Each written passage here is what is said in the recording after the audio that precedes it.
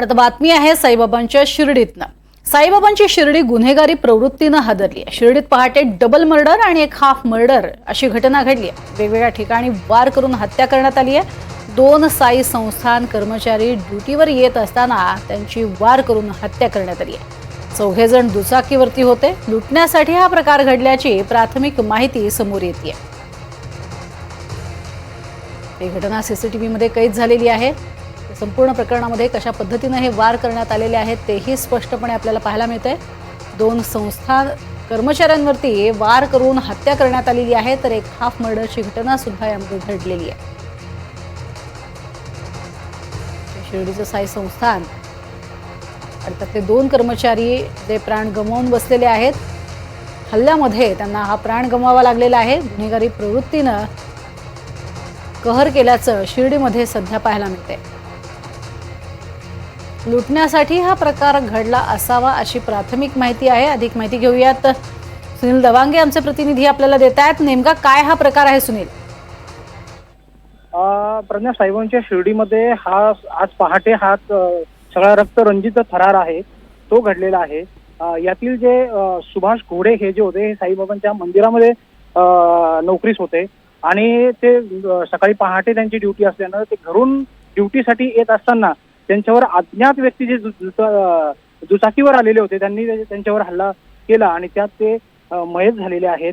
अगदी वर्मी घाव लागल्यानंतर त्यामध्ये ते मयत झाल्याचं या ठिकाणी सांगितलं जात आहे। त्या पद्धतीने नितीन शेजूळ जे आहे संस्थांमध्ये रक्षक मध्ये होते आणि कंत्राटी कर्मचारी होते, त्यांच्यावरही अशाच पद्धतीने हल्ला हा जो झालेला आहे। आणि आणखी तिसरे जे व्यक्ती आहे कृष्णा देहेरकर म्हणून त्यांचं नाव आहे, वयोवृद्ध आहेत। आपल्या मुलाला ते सोडण्यासाठी आलेले होते आणि नंतर घरी जाताना हा सगळा प्रकार पहाटेच्या दरम्यान साधारण 5 वाजेच्या दरम्यान हा सगळं थरार जो आहे तो घडलाय आणि तासाभराच्या अंतरामध्ये लागोपाठ ह्या घटना ज्या आहेत त्या घडलेल्या आहेत। आणि एक मोठा आक्रोश जो आहे नातेवाईकांचा तो सध्या साईबाबा सुपर हॉस्पिटल जे आहे त्या ठिकाणी पाहायला मिळतोय। सुरुवातीला जेव्हा पोलिसांना खबर मिळाली त्यावेळेस त्या ठिकाणचे ड्युटीवर असणारे कर्मचारी आहेत त्यांनी अपघात म्हणून त्या व्यवसाय गोष्टींकडे दुर्लक्ष केल्याचा आरोप जो आहे तो नातेवाईकांनी केलेला आहे। आणि ज्या भागात हा प्रकार घडला त्या शिर्डी विमानतळाकडे जाणारा हा रोड आहे त्या ठिकाणी पोलिसांची गस्त फार कमी असते असा आरोपही त्यांनी केलाय। पोलिसांची गस्त जर वेळेवर झाली असती किंवा जो पहिला कॉल पोलीस स्टेशनला गेला त्याच्यावरती जर पोलिसांनी वेळीच या ठिकाणी जर पेट्रोलिंग केली असती तर यातील आणखीन एक जो मयत आहे तो वाचला असता असं आरोपींकडून म्हणण्यात येत आहे। आता जे आहे ते या ठिकाणी आक्रोश सुरू आहे। भाजपचे नेते डॉक्टर सुजय विखे यांनी या ठिकाणी येऊन नातेवाईक जे सगळे नातेवाईक जमलेले आहे त्यांची भेट घेतलेली आहे। त्यांनी नेमकं काय घडलं ते बघितलेलं आहे, सीसीटीव्ही फुटेज बघितलेलं आहे आणि यामध्ये जे दोषी पोलीस अधिकारी असतील किंवा पोलीस कर्मचारी असतील त्यांच्या निलंबन होणार असल्याचं त्यांनी सांगितलेलं आहे। त्या संदर्भात अहिल्यानगर जिल्ह्याचे पोलीस अधीक्षक जे आहे त्यांच्याशी त्यांचं बोलणं झाल्याचं म्हटलंय। हा सर्व प्रकार जो आहे पोलिसांनी अगदी निष्काळजीपणे हाताळल्याचा आरोप नातेवाईक करत आहे।